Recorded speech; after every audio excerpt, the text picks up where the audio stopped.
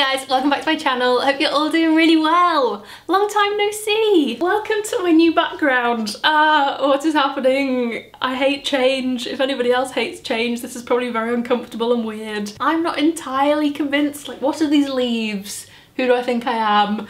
What is this weird mixture of pink textures here? But anyway, background or no background, I figured it was about time that I sat my bum down and filmed a proper video, because I've done that thing in my head where I leave it too long between filming and then YouTube in my head becomes this terrifying, unfun, pressure-filled thing. And the only way to combat that, I've learned over the years, is to sit down and just film. So the easiest way to do that is a Q&A. Ages ago now, and I mean ages ago, I asked you guys for some moving related questions so that we could do a moving Q&A. I asked over on Instagram. If you're not following me over there, that's rude.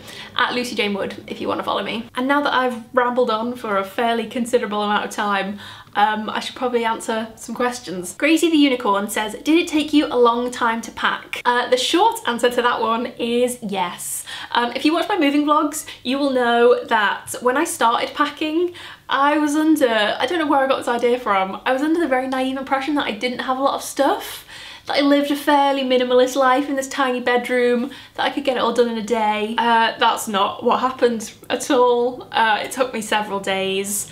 It took me a lot of stress. I think I cried a couple of times just because it was so overwhelming. At one point I thought I was never going to get finished, but eventually I did. I then went to help Adam with his packing and we did it all in the space of an afternoon. So I don't know what that says about my lifestyle. I think it just means I need to throw things away more often. Emily Shakespeare says, best packing tips. Don't follow any advice that I give you about packing because I'm really bad at it. One of the best bits of advice that you guys gave me, so I'll share that wisdom because you lot are much wiser than I am, was go around the back of supermarkets to find cardboard boxes because then you don't have to pay for them. That was a great tip. Don't make your boxes too heavy because otherwise the bottom will open and things will go everywhere. Be ruthless with everything that you're taking with you because you won't want a good 60% of it when you get to your new place. Oh, and also pack a separate box of things that you'll need immediately, like milk, tea bags, toilet roll, that kind of thing. Priyanka says, what are you most excited for in your new flat?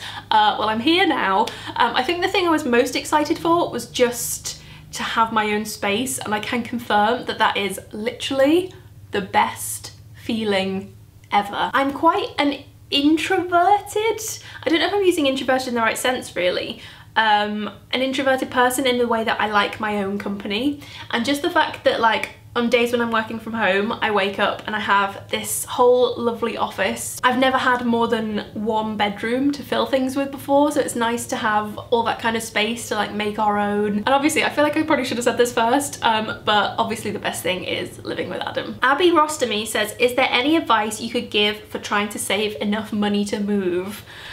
I'm the wrong person to ask that question to. I'm not very good at saving money. The thing that I always find is that if there is something I want to save up enough for, if I want that enough, I will save for it. If something is genuinely a priority to me, I will just find a way to save the money. I think budgeting is really important in the run up to a move, like stop going out for dinner, stop going out for drinks, like stop buying yourself a latte every day. Even that can save so much money. But I would also say to save more than you think you will need, because the amount that it costs to move is not fun. Like, it is not fun seeing all these numbers flying out of your account every single day for like a month period. Mary O'Donnell asks, did you get rid of things or declutter when moving, or did you pack everything? Do you know what, like I know I said before that I brought a lot of stuff with me, but it was nothing compared to the amount of stuff that I originally started with. I binned, I mean maybe like 5 bin bags worth of stuff.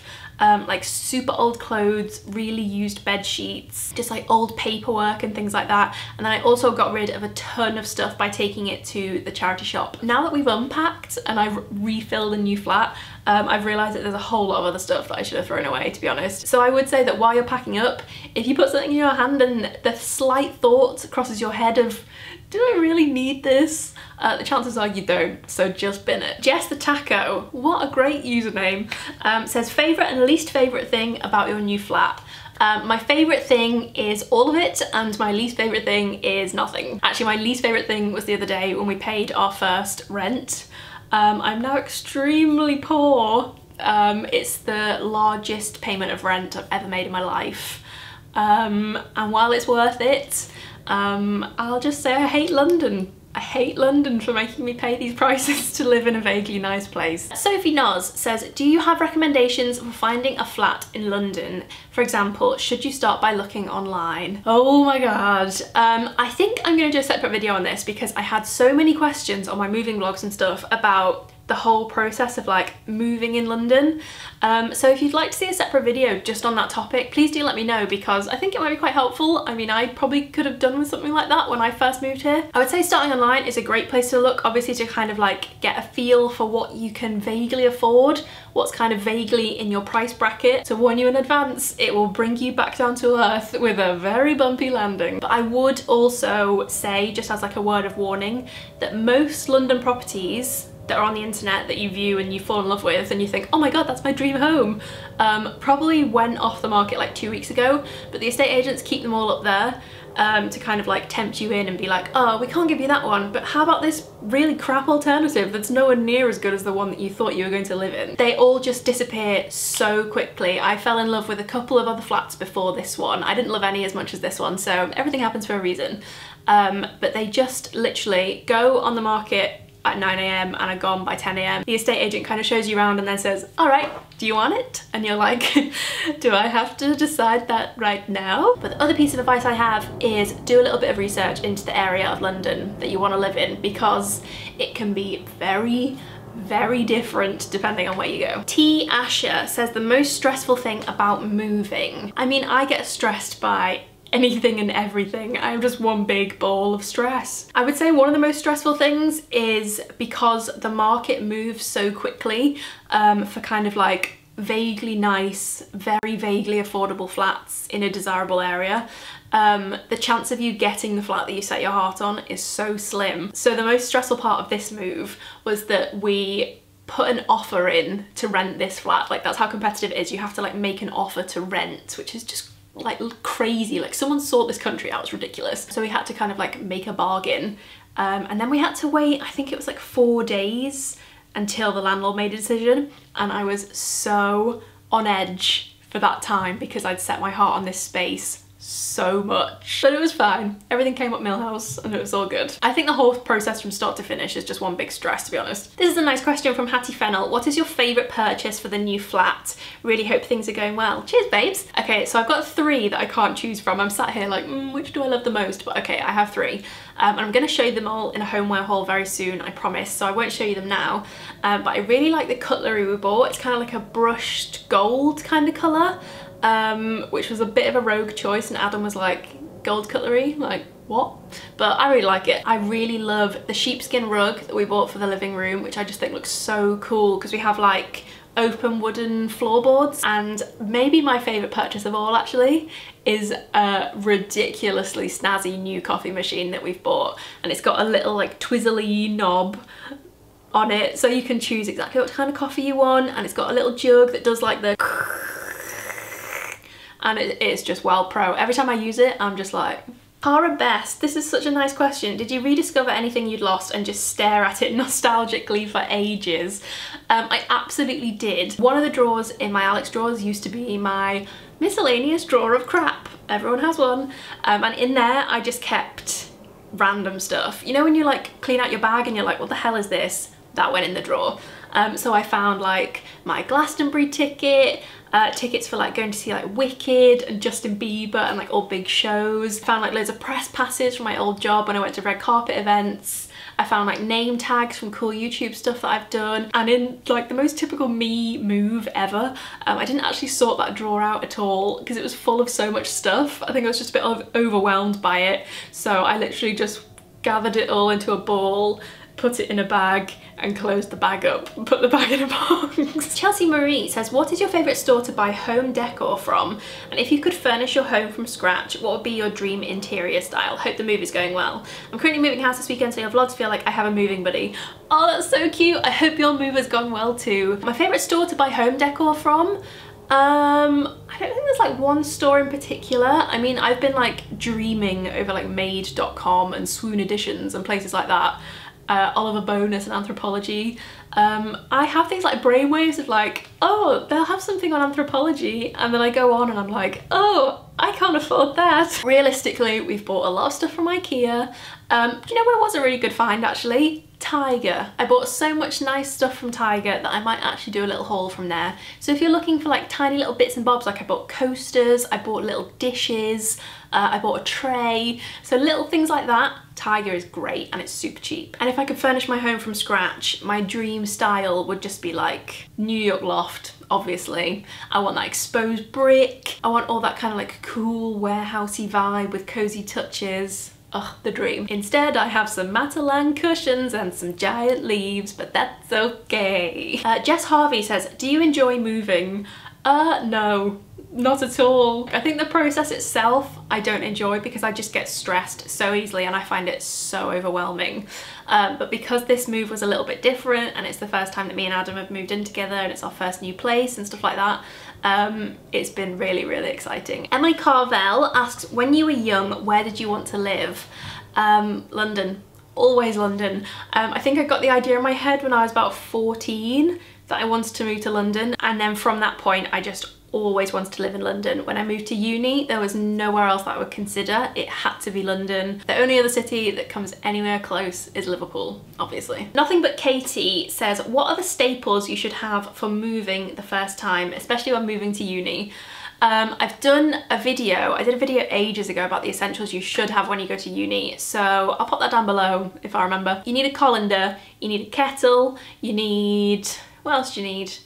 You need toilet roll, you need tea bags, you need to have like your bed set handy so that you can make your bed up pretty much as soon as you get there, so that when you're knackered at the end of the day, you can dive straight in. And the other thing that I would say is, if possible, try and sort out your internet connection before you move so that you don't have to wait like 2 weeks without an internet connection, because life's too short to not have any Wi-Fi. Ria Ruparelia, hope I said that right, sorry if I didn't, asks, how did you decide which items to splurge on and which ones to buy cheaply? The answer to that is we've bought everything cheaply. No, that's not true actually. We've kept things sensible, but we haven't kind of scrimped, if that makes any sense. Like, I kind of knew a few things that I really wanted and I'd saved up enough money sensibly so that I could buy the nice things that I wanted to make our home nice. The things that we have bought that have been a bit more expensive will probably be the coffee machine, just because that's something that I'd wanted for almost a year and I'd worked hard to save up enough for it, and it was my kind of little treat for the flat. But having said that, I will kind of like take some credit here and say that I have spent hours hunting on the internet to find things for the cheapest possible price, and I'm kind of an expert at it, just saying. This is such a good question. Undercover Eeyore says, how influenced are you by Instagram and YouTube, and what's in when deciding on your decor? I guess it's really hard not to be influenced because I spend so much time on YouTube, Instagram, Pinterest, things like that. I promise I have tried not to go as stereotypical as I kind of wanted to. Like, in my head, I literally just wanted crystal clean white, marble accents, copper touches, cozy Instagram home. I mean, for us at least, that it doesn't work. And actually it's not that nice to live in when you do have it like that as well. Like, obviously I wouldn't buy things that I didn't like. I wouldn't buy things just because they look cool on Instagram, if that makes sense, she says, sitting in front of some giant banana leaves. Whoopsie. So honestly, I've just gone for what I like in a home. We've been a little bit limited in that a lot of the furniture came with the flat when we moved in. So like the bedroom, for instance, is completely kitted out with furniture that I wouldn't necessarily buy myself. If you watch the moving vlogs, you will know that freaking red cabinet is the bane of my life. But then other rooms like this, like my office, which was a fairly kind of empty shell, I have been able to make a bit more kind of girly and cute and probably a bit more stereotypical. Amy Rose asks, who is doing the interior design? How do you decide? Literally, this is no exaggeration that Adam has said to me, you just do it. Everything that you buy is nice, so you just do it and that's fine. So that's worked out well because I've chosen everything. I do double check with him. There was only one thing that we haven't agreed on, which was a little side table, which I really liked from Zara Home, just to go next to the sofa, and he didn't like it. So I didn't get my side table. That's the one thing that he's been like, I don't like that. But everything else, I show it to him and he's like, oh yeah, that's nice. And then for some reason, he's really surprised when it arrives and it looks nice. Ye of little faith. It's Lena the Ginger. Great, great username. How do you feel about moving in with your boyfriend for the first time, and are you nervous about anything or just excited? Obviously, we've been here for nearly a month now and I can confirm that it is great. Life is good. I think I was a little bit nervous, and for the first few days, it was just a little bit of like living in a bubble. It felt kind of like, I remember saying to him at one point, like it feels like we were playing house, if that makes any sense. It's like when you go away on a mini break together for the first time and you're like in a little kind of like an Airbnb or something together. It felt like we were in someone else's space and we were just kind of playing house, which was a lovely feeling, but that's kind of gone a bit now and it feels so much more natural and comfortable and cozy, and it's just lovely. It's so nice being able to spend a bit more time with him. This is probably gonna sound really weird, but last night he was like sat playing PlayStation and I was like sat next to him on the couch with my legs over him and I was just like reading, and it was just, we were like just like chatting away to each other and stuff. But even little things like that are just so nice to know that we're like doing that in our own little flat. I don't know, that's super lame. Pretend I didn't say any of that. Okay, Mackenzie Brielle asks loads of questions. A lot of them are quite London themed though, so I'll save that for my London video. But one of them, which is quite a good one, is what are the most important things you were looking for in a flat? We didn't actually have all that much criteria, to be honest. Like, it was more just budget dependent because we had a very strict budget and couldn't go over that. In the end, we did end up going slightly over that, but I feel like that happens with every budget. The one really important thing that I wanted was that it was a very bright and open space because I work from home quite a lot. I just wanted it to be a space where I would wake up in the morning and like feel motivated to work there. The one thing that Adam asked for was a non-electric hob. That was literally his one criteria, and I feel terrible because we do indeed have an electric hob. But luckily, I think the rest of the flat makes up for it.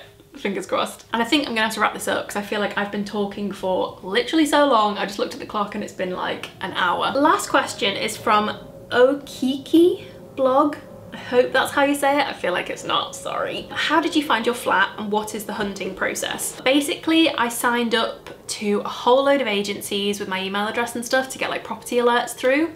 I checked the property sites with like our strict criteria literally multiple times a day. Like, I was checking pretty much on the hour because that's how regularly stuff goes up for London, and I was checking through every single advertisement that came up, to be honest. Like, I spent so much time looking through it.